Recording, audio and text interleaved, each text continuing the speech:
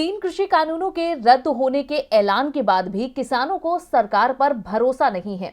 जब तक संसद में कानून रद्द नहीं होते तब तक किसान संतुष्ट नहीं होंगे, ये किसान संगठनों का फैसला है।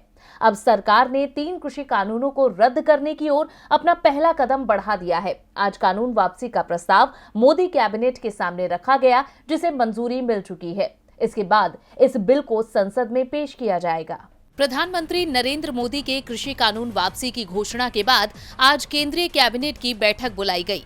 इस बैठक में तीनों कृषि कानूनों को वापस लेने के प्रस्ताव पर आखिरी मोहर लग चुकी है। अब संसद के शीतकालीन सत्र में इन कानूनों को वापस लेने की आखिरी प्रक्रिया पूरी होगी। संसदीय प्रक्रिया पूरी होने के बाद ये तीनों कानून पूरी तरह से निष्प्रभावी हो जाएंगे।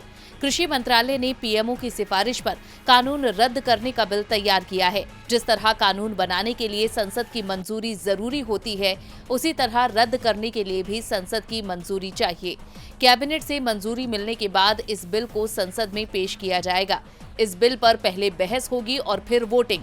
इसके बाद बिल वापस होते ही तीनों कृषि कानून रद्द हो जाएंगे। जून 2020 में मोदी सरकार इन तीनों कृषि कानूनों का अध्यादेश लेकर आई थी। उस समय ही इनका विरोध हुआ था, जिसके बाद सितंबर में तीनों कृषि कानून हंगामे के बीच पास हुए थे। इसके बाद 27 सितंबर 2020 को राष्ट्रपति ने इन्हें मंजूरी दे दी थी। कानून बनने के बाद किसान संगठनों ने विरोध प्रदर्शन शुरू कर दिया था।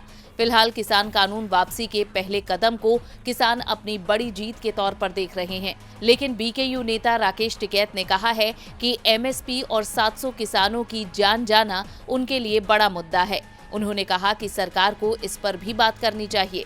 साथ ही कहा कि 26 जनवरी से पहले अगर सरकार मान जाएगी तो हम चले जाएंगे। उन्होंने कहा कि चुनाव के विषय में हम चुनाव आचार संहिता लगने के बाद बताएंगे।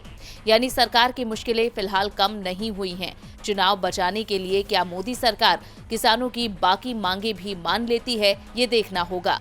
डीबी लाइव की रिपोर्ट।